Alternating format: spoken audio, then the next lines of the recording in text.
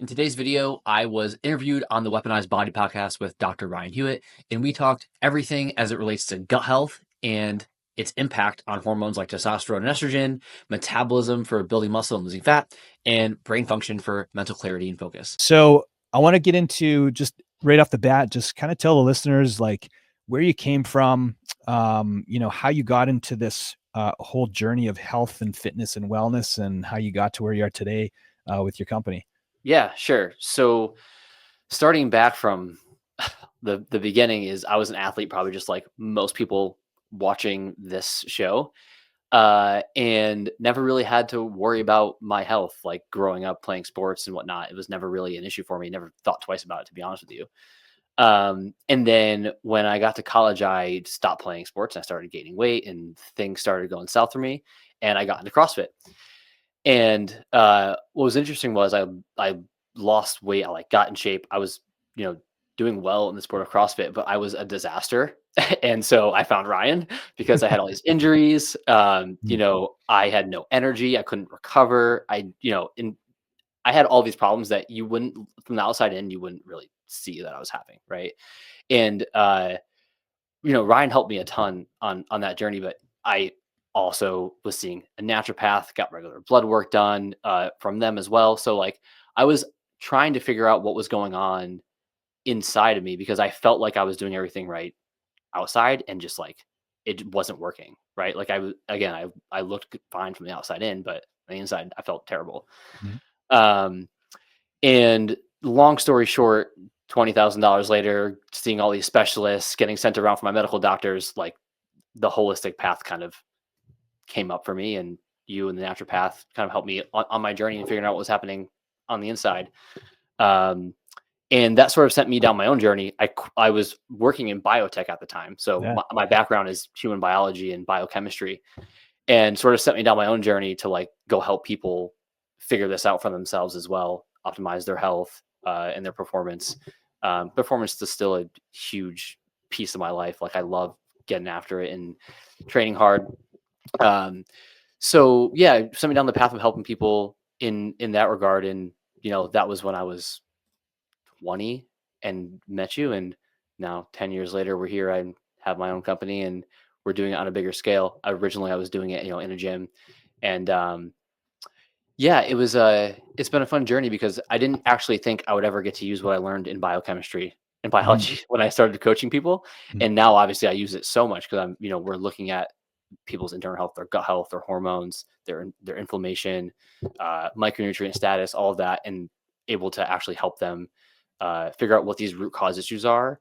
And that's really what everything I do is help people identify what the root cause of their health and performance constraints are so they can solve them without going on medication or really like just being shunned by the medical system saying, oh, everything looks normal and you don't have any issues.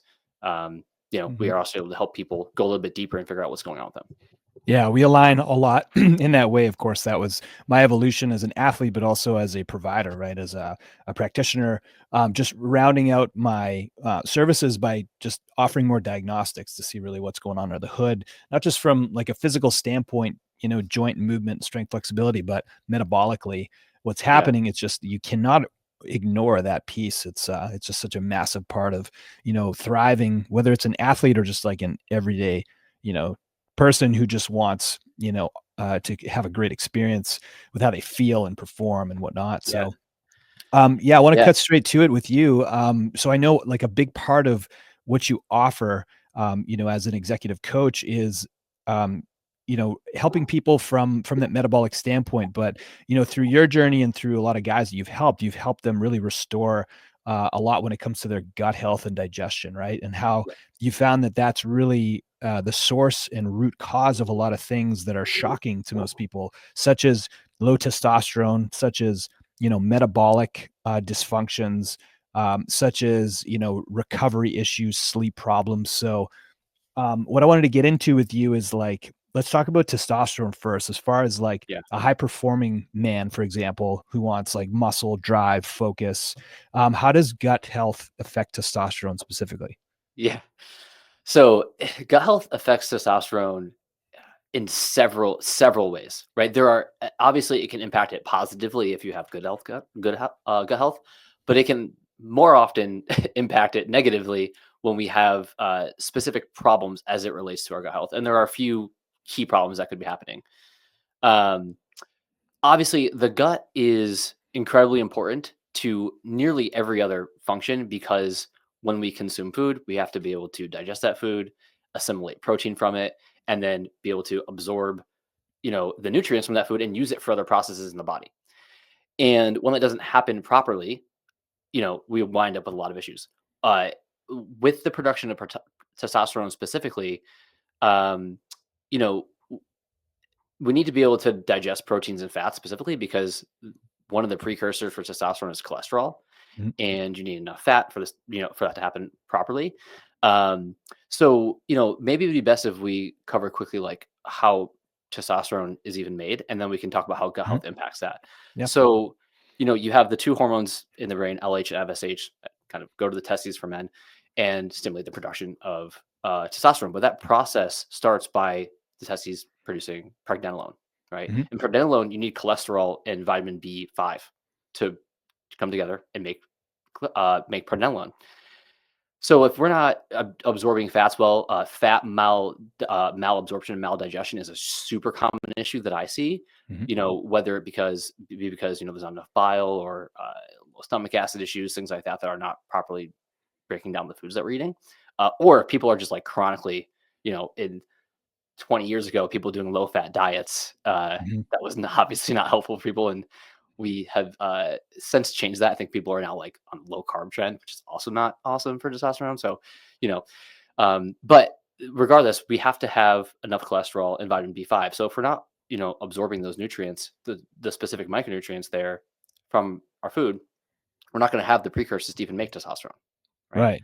Right. So So there's like an intake thing, right? So it's like when I teach people about that, it's like really you think about it in 3 tiers, right? It's like, are you intaking the right nutrients? Are you breaking down and absorbing the right nutrients? Or are those nutrients just altogether leaving your body without being absorbed, right? yeah, yeah. What's really cool about that is like we can measure on a stool test. Like Mhm. I can see if you have too much fat in your stool, Right. right?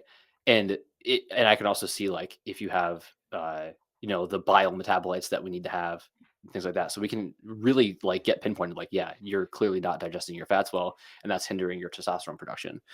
Um, so that's one way that gut health impacts testosterone. The other is the most common one though is leaky gut. And Mhm. for the audience, leaky gut in the scientific community is known as intestinal permeability, but it's basically essentially when we get these microscopic holes in the lining of our GI tract, and things can basically slip from the GI into our bloodstream, and it's not good for a whole host of reasons. The main one that impacts testosterone specifically is that lipopolysaccharides, which Mhm. are incredibly inflammatory, can seep into the intestinal and into the bloodstream from the intestines, and directly inhibit the production of LH in the brain, which is the signal for testosterone, and directly inhibit the testes from producing pregnenolone. So you get two different ways that leaky gut impacts testosterone production there, and it can be a huge decrease. Like I had a guy who when he started his testosterone, it wasn't that low. It was like in the 400s, but he wasn't feeling Mhm. good.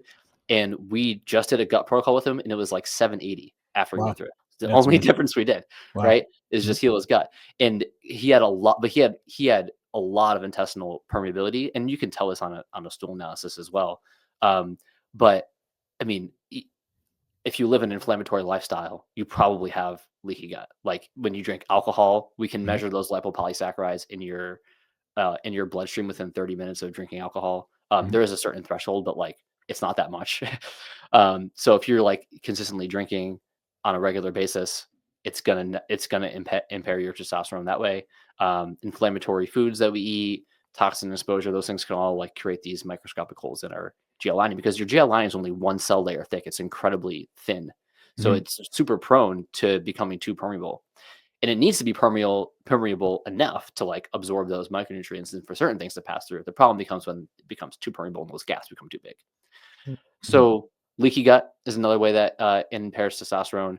And I would say those are the two primary ways is that gut health is impacting testosterone. It's not digesting and absorbing the nutrients that we need, and Mhm. then creating an inflammatory response with leaky gut that is sort of system wide. So maybe touch on the most common things that you see that create that inflammatory response, or that, Yeah. that Yeah. problem for the gut. Sure. Yeah. The first one, alcohol, like we touched on before, Alcohol, yeah. alcohol for sure. The others that create leaky gut really are, uh, and it's not always, but gluten, like high amounts of gluten Mhm, can create those microscopic holes in the gut as well. And then the thing that people don't realize is that exercise also does it. mhm. So it's really comes down to like overtraining though. We see this a lot in like endurance athletes, marathon runners, Right. that sort of thing. And that's not to discourage people watching this from exercising. It's just like you need to be able to recover from your exercise, right? We need to be getting enough protein, and we need to be able to actually repair the GI lining, because it's going to happen with long endurance activity when we are in a catabolic state in the meantime. Mhm. Part of that could, part of that breakdown process, catabolism being, the breakdown of tissues. Um, Part of that process is breaking down the GI wall. And so, that is a huge piece of the problem for the athlete community, is when we're not getting enough protein in and enough post workout recovery, or if we're just overtraining in general. Like this was definitely a part of my issue. Right. And when I used to see Ryan, I mean, I was training 4 to 5 hours a day, and wondering why my GI was a disaster. My testosterone was in the 300s, and I was 20 years old.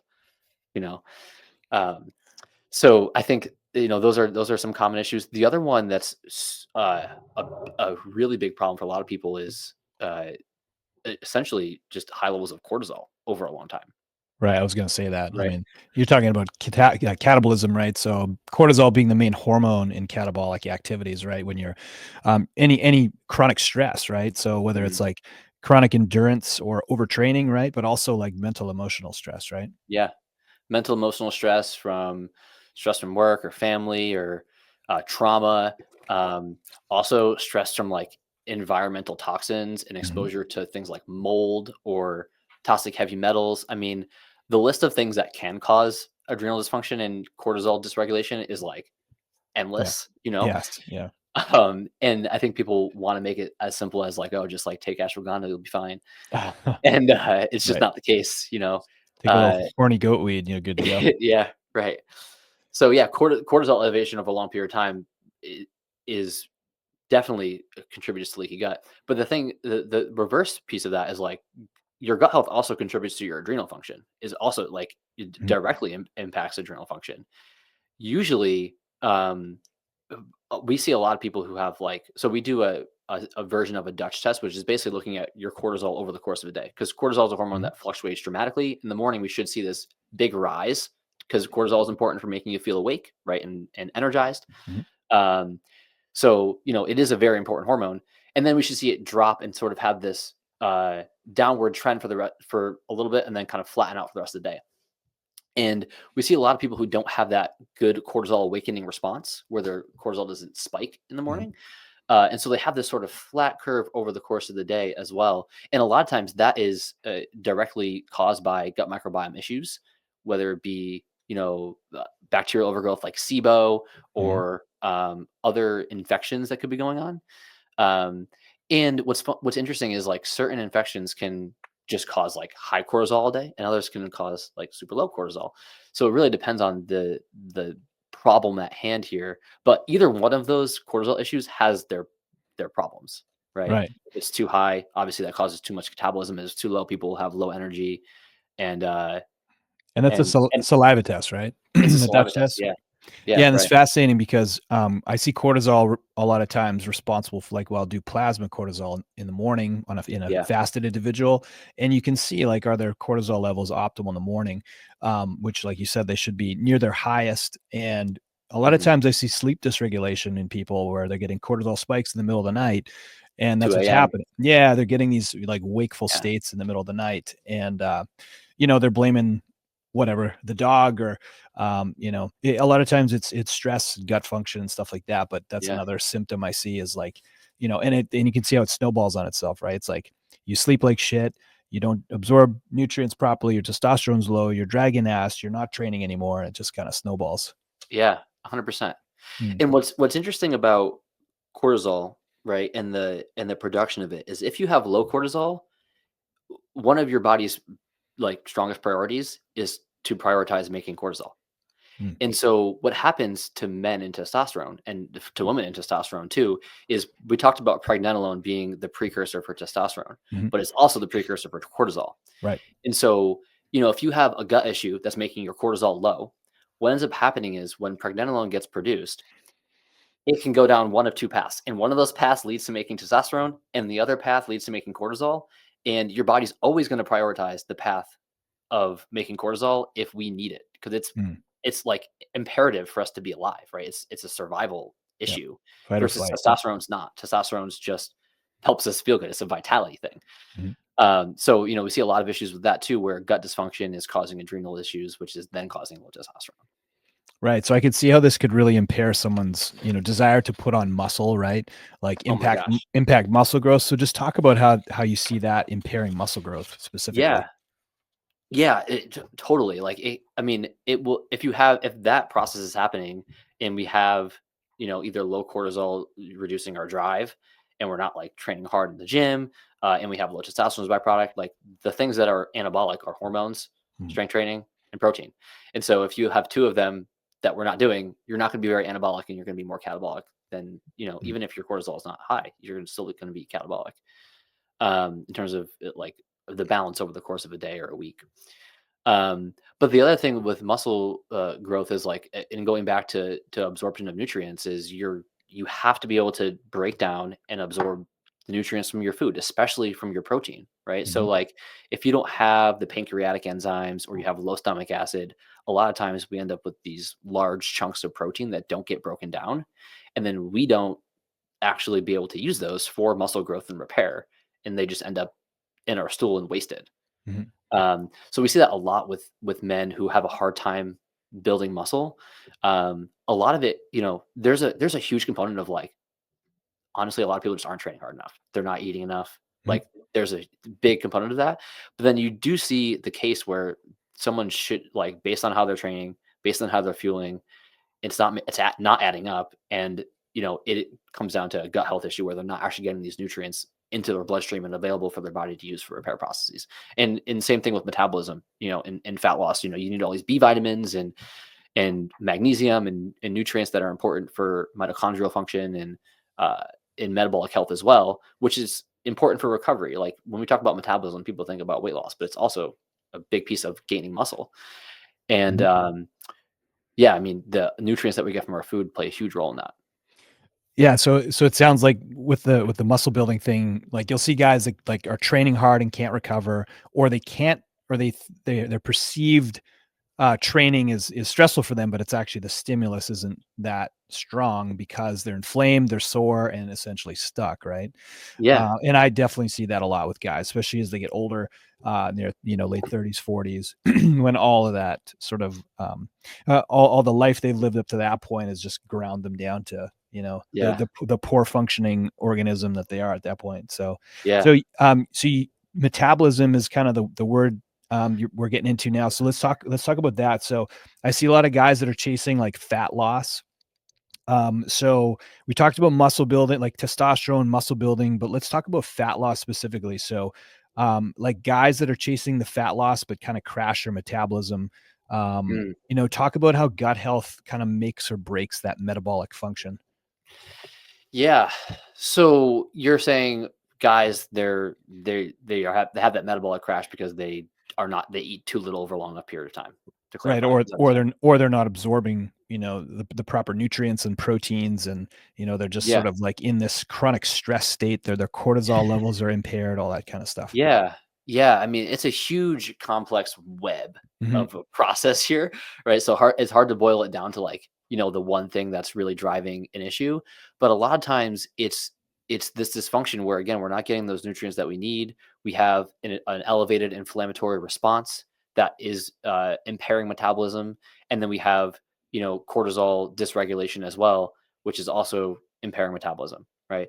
And it's a lot of times it's that kind of combo of things that is slowing down metabolic rate. But I do see this often where like, man, the amount of people in the fitness world that are like, it's just about calories Mhm. and how much you, and like to a degree, like that does work for a lot of people. But Mhm.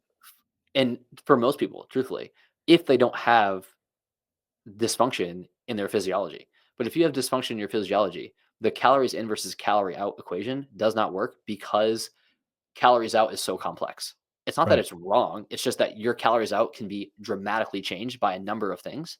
Right. One of them being how well your mitochondrial function is, and how uh, efficient your metabolism is. Right? So what's like a dead giveaway if there's a dude who thinks he's putting in the work, he's eating what he thinks is well and training, but he's just not getting anywhere with this with let's say like fat loss around his midsection or whatnot. What's like a dead giveaway you see as far as like symptoms with that kind of guy? As far as symptoms as it relates to gut health, Yeah. so yeah, I mean bloating.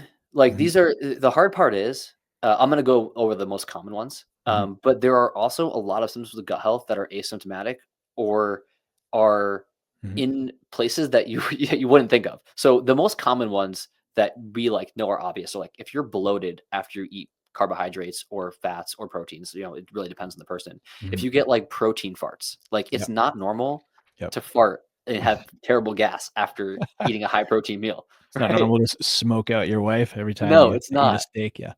Yeah, that's not normal, right? Right. Um, Constipation, people don't a lot of times don't realize we should have at least 1 bowel movement and preferably 2, at least 2 every day, Mhm. right? Full bowel movements with a full evacuation. Mhm. Um, so, like, those are 3 common ones, and obviously diarrhea, the other option where, like, you just have too many bowel movements because then we're definitely not absorbing, Right. the nutrients from our food if that's the case as well. So, like, those are specific to the GI, bloating, stomach pains, constipation, and really irregular bowel movements, right? It's funny because not just guys, but girls as well. Well, over time, it happens so often to them that they think it's normal, right? It's just like, this is Yeah. kind of how I am. This is what happens. Like, I have a bowel movement every other day, or they're just like, yeah, my stool is always kind of loose. Yeah. They just don't have those like solid, consistent bowel movements that are like, nice and firm. Those superhero poops, they're just like whatever it is. It's like intestinal disaster, I call it, right? Yeah. And if you Yeah. think about it, like now, like we talked sort of high level, complicated, like how it affects your testosterone, how it affects your metabolism, how it affects muscle building. But literally, if you're getting nowhere and your stool is not healthy, then like duh, like that's your problem. It's Yeah. you got to start looking at what you're absorbing and what you're putting in your mouth. Yeah. Yeah, and, like, the complicate like, constipation and diarrhea, the complications from them are insane. I Hmm. mean, like, if you are in this applies to men and women, but, I find that more women are constipated in general. Yep. Um, that might not be the case, it's just what I see in practice, but what happens is if you're not when you think about what you think about a bowel movement is we're trying to get rid of waste. Hmm. So what happened and your intestines are this organ that is meant to absorb things, right? Hmm. And so now we've got all this waste sitting that is has toxins in it, excess hormones, right? Things that we're supposed to get out of us, and it's just sitting in our intestines because we have slow transit. And what happens is these things get reabsorbed into the body, right? Hmm. And estrogen is one of them. Hmm. And estrogen reabsorption causes a ton of issues, especially for women in hormone imbalances. Interesting. Yeah. Um, Mhm. Causes a ton of issues because it will still bind to the receptors for the hormone receptors, but it's not super useful. So it just like takes up space. Mhm. Um, and I don't know if that's true for testosterone. I'd have to double check on that. But I wouldn't be surprised if there's other issues as it relates to testosterone there. But we Right. also know that toxins get reabsorbed as well that are supposed to be excreted, Mhm. right? And so it's one of the reasons why gut issues will show up in other places because if you have a few major ways that we detoxify. One of them is the gut, but then if you're not detoxifying the gut, then your liver is going to be having to do extra work, your skin's going to have to be doing extra work, your Mhm. lungs, right? So people will break out with skin issues, Mhm. rashes, eczema, like autoimmune issues.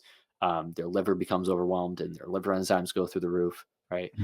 Mhm. So there's a whole host of issues that come from that as well. Yeah, and I think a big one that a lot of people don't realize is like when you have a gut issue, you have a brain issue. When you have a brain issue, you have a gut issue. Your enteric nervous system, which is that network of nerves around your gut, is most of your nervous system in your body, right?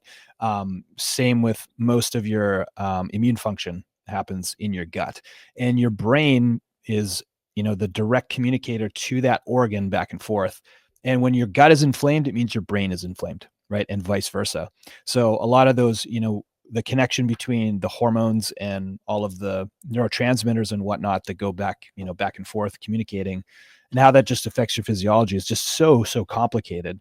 Yeah. But, boiling it down to just most basic terms is like, hey, if your gut's screwed up, that means all the signaling from your brain is screwed up.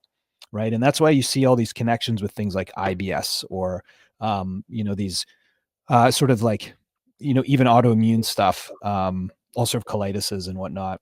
Hashimoto's is a big one, right? So autoimmune diseases and how they're connected to the immune system, the nervous system, and just like gut health in general, permeability and whatnot. Yeah. So let's get into maybe a couple of practical strategies then for like gut health optimization.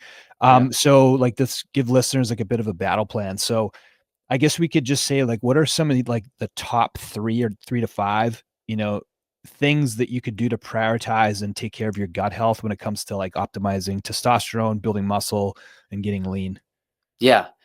Yeah. So I'm going to go over some basics to start with. There are some basics that anyone can do that will certainly help. Where I think people run into issues is like they'll go find like a supplement, and it's so much more complicated than that because certain supplements will make some issues better and make other issues worse, and their symptoms are the exact same. You might have constipation, right? Sure. So I do think that I'd be careful with like doing supplement plans for gut health specifically without like doing research into like why you're actually having that issue. But in general, if we want to prioritize testosterone muscle building, people, eh, I have 3 like main ones. Number 1 is you got to chew your food. Like digestion starts in the mouth, and Interesting. Yeah. people do not break down their food in their mouth. Like because we're eating, and this is going to be the second one. Like we're eating on watching screens on our phone, and we're just distracted. And there's like hormonal issues there as it relates to hunger signaling and whatnot. But a lot of it is like we just don't fully break down our food before it gets into our stomach, and now we're asking our stomach acid and our digestive enzymes to do way too much work, and they can't do it. Right. So, 20 to 30 bites, people say, I don't know. I just chew it. And like, I just recommend chewing it until it's mush. Like, I'm not gonna sit there and count. I'd probably horrify you if you saw me eat. Yeah, Yeah. that's one thing I got to work on, man. I eat like I just got out of jail. Well, yeah, it's hard. And it's one of those things where like, it's not going to impact everybody. Right. But it definitely can. And it's one of those strategies that like your mother probably told it to you when you were like 10. And you're like, no, that's I'm not going to do that. I'm from But a like, family of 4 boys, so it was like, you better get it now or it's going to be gone. yeah. Oh, there you go. Well, that's where it comes from, right? Yep. But yeah, chewing your food, man, it makes a big difference in just giving your body the ability to properly digest and break down the food that you I need. like it. Especially with protein. And then carbohydrates as well, because the main way we break down carbohydrates is an enzyme that we have in the mouth, right? Mostly in the mouth is where amylase is. So, we need to actually have our food in there enough to fully digest it and break it down. So that's one strategy, is obviously chewing your food. The second is like eating in front of screens and while you're distracted is terrible for digestion. We don't produce as much stomach acid as a result of it, and our digestion in general, it isn't as good as if you were like going to smell your food and like be involved in the eating experience. It actually does make a big difference. Yeah, like how it's supposed to be experienced naturally, right? Right, like the way that we've been doing it for millions of years. Sure. Yeah, it's just like the smells and like our intention in terms of how we're eating and what we're doing while we're eating do make a big difference. Right. And then the other thing is eating while you're stressed. So like the environment that you eat in matters too. Like, so if people are eating at their desk, like our brain associates places with certain states of being, right? And so we're supposed to associate our bed with relaxation, but then people watch TV in their bed and they do shit that's, activating instead of down regulating. And then they have trouble sleeping. The same thing happens when we eat in environments that are in general stressful. Like eating at your desk where you work is supposed to be a stressful place, and a little bit, and like for the reason of focus, right? Because cortisol increases our focus. It has a benefit in that way, but it also decreases digestion. That's why we have like rest and digest, right, as a state, and fight or flight, right? Fight or flight is like an intention and a focused state. So if you're doing that in front of your desk, then you're going to be in that intention and focused state, and you're not going to be in a rest and digest state, and it's not going to be optimal for digestion of your food. Right. So that's 3. And the last one, as far as like lifestyle, well, man, we can go into so many of these. Walking right after you eat. That's a big one. Yep. A huge one, right? A postprandial walk. Obviously has benefits for reducing blood sugar, but also helps in reduction of gastrointestinal issues that happen after eating, like bloating and whatnot. Yeah, those are powerful, man. I don't think anybody was going to guess those were the 4. I think those are awesome. I love it. I'm going to give you a couple of rapid fires before we wrap up. Yeah. Just because I know these are sort of like the hot buttons a lot of people think of. Let's talk about gut health supplements. Are they a waste of money, or should you be buying them? They're a waste of money if you don't know what you're doing. They're incredibly helpful if you have the right protocol and you're solving the right issue. And then how do you know that? You just find a practitioner who knows what they're doing. Yeah, you find a practitioner who's going to do a comprehensive stool analysis on you, and then the reason being is like if we're trying to change your microbiome, you have so many microbes in your gut. You have to be specific about which ones you're changing. Right, specific to probiotics. You're saying, yep. Specific to probiotics, to antimicrobials. Right. Do you really need digestive enzymes, or is it going to make it worse? Those sort of things. Cool. Fasting and gut health, yes or no? It depends on the problem. In general, I don't love fasting in general. Intermittent fasting. I say I like intermittent eating. Yeah. I think I think it can be. So the thing here is like your gut is the only system that doesn't get a break, right? Yep, like you're consistently putting food in it. So there is an element of like it having positive benefits to do like a fast once a month, or an intermittent fast that's not like super extended, right? Mm-hmm. The 16-hour fast in general is totally fine. It's when people do like the 1 meal a day that we start to get an issue. Totally agree. Last one, carbs and gut health. Carbs wreck your gut health, yes or no? No. I hear that one sometimes. Yeah. I mean, carbs are in general, they trigger issues for people, but that's because they have another problem like small intestinal bacterial overgrowth. Carbs are generally, they trigger issues for people like that. So again, it just depends on your problem. Nice, man. Andrew, I think this was gold, man. I think people will get a lot of value out of this, and how important your gut health is. So talk about where people can find you and learn more about precision human optimization. Yeah. So main places you can find me are Instagram at Andrew Martin Health, or on YouTube also at Andrew Martin Health. Either of those places have content. Most of my content's on Instagram, and then longer form, more educational content like this would be on YouTube.